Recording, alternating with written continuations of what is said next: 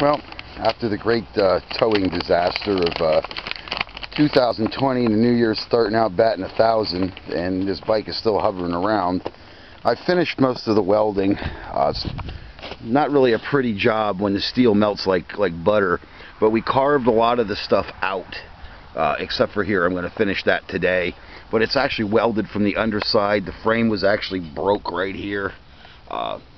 I told them next time it breaks, it's done. I'm not going to screw with it anymore, because I got quite a few hours in this.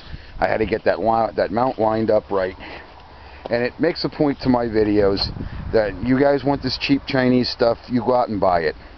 And I see the greatest con job.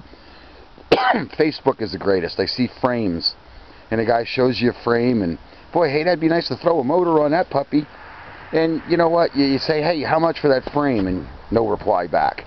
A lot of that stuff's made overseas to begin with by artisans over there, where the industries aren't quite as stringent or whatever.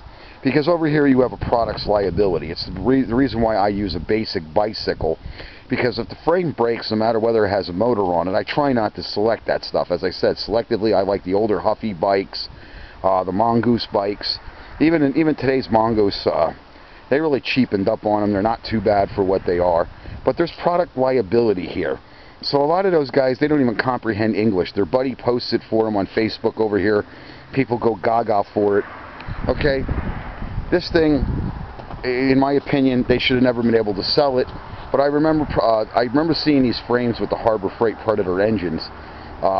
Whether Harbor Freight themselves were selling this bike, or it was a company peddling their engine or whatever, I have no idea, but I do remember seeing these bikes, and I specifically stayed away from it because I make my own stuff. Our tractor's going back together. It's got some more cleanup to be done to it.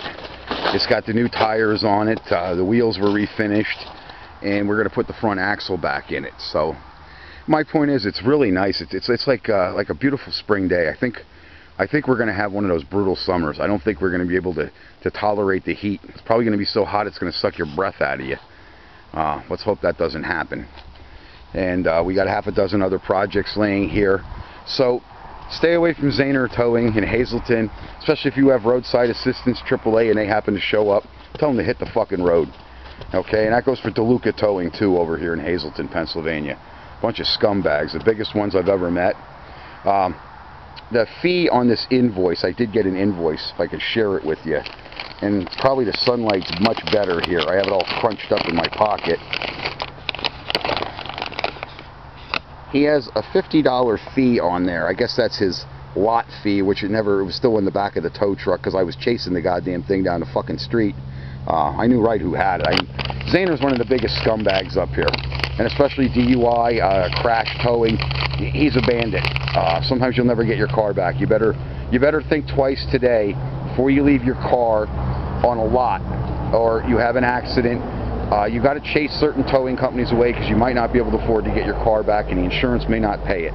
But say you're out with like my mom's elderly, and I'll meet her, say, at Giant or something, and then I'll take her running around the rest because she doesn't want to drive.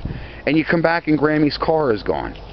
Okay? They have predatory towing acts to stop that shit in other states. It's not profitable. The reason why guys like Bill Zahner are doing what he's doing, the reason why he's doing that is he buys equipment he can't afford, and that's how you afford to pay for it, is being a legal thief. You work for the city, it's like a license to steal. So Jeff Cusat, I sat down, the mayor was actually a pretty nice guy, that's why I didn't really post the video.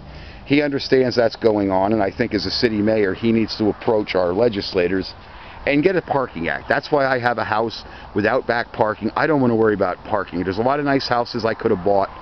I'm not going to do it. I'm not going to deal with street parking, assholes, asshole neighbors. And that's, like I said, Hazleton's one of them cities. Even here, one guy fixes his place up, the other guy lives with a pile of shit alongside of him, like I got with this guy over here next door to me. Hasn't done a goddamn thing. I'm having to fix the roofs. This year, this roof's getting done. Be nice and hot to do that. I'm going to do it out in a t-shirt. I'm having a weight gain problem. Uncle Dutch is getting fat. Doesn't mean I'm getting slow or old. So there it is. You look at it and you make a decision whose bike you want to buy. You want to buy that Chinese stuff and spend your money on it on the internet and have have it break and break and break like this guy, that's what it's made out of. I make a bike, you buy it. Roger, your bike's coming up, by the way. Roger Feldman, your bike is over there. I still don't have all the pieces for it yet. It is ripped down, it is ready to get built, and we're going to start prepping some of your parts this weekend. So, have a good week. I know I didn't. I had a week from hell. And Bill Zahner, stay away from me for the rest of your life. I hope that guy never runs across me anywhere. He's abrasive to begin with. Probably, with my personality, I'll probably tear his head off and stuff it up his ass. I'm just one of those guys, I guess. But I make my videos for kids, but they got to understand there's bad adults. Okay, I work hard at this. It takes up every hour. I got to find parts for guys, for these bikes, for these tractors. You know, I make a living too. I work hard at it, and all I want to be able to do is just pay my bills and just be like any other guy. I don't want to have a piston contest a week with some new screwball and some new these guys making up their own laws and the townships and the state not doing anything about it. So enjoy my Harley B video on and take my advice about these bikes. I see, like I said, he had this out in the slop, and he said it rides amazingly well, but the frame is just junk. So I don't make custom frames. I never will, like I said, because of the product's liability and stuff. Too much insurance. It's more money than I would ever get back out of the trade. But you guys, I know a guy from the UK. I do know you called me, I think from England or whatever, and I'm sorry I'm not getting back to people. I'm extremely swamped. I've got bikes to build, tractors, and I got half a dozen other projects and some of my own work to get done. Not my fault, not your fault. Enjoy the video and just keep looking at this thing and see if that's what you want to deal with, if that's what you want to spend your money on because you want a motorized bike. It's not a wise decision, and it's the reason why guys like me are on YouTube preaching to you, okay? Because we know what makes stuff work, we know what it's made out of, okay? And there's certain frames to stay away from. I'm not going to build the bike. That's why I really don't let customers bring their own bike here. You don't like what I built with, you know, tough shit. At least it's going to work. It's going to get you through. It's not going to break right away. So enjoy the warm weather day like I am. I'm going to get that axle, and I'll probably get the motor in that puppy today. And I'll probably get this thing 3/4 of the way put back together by the end of the day. Okay, that's it.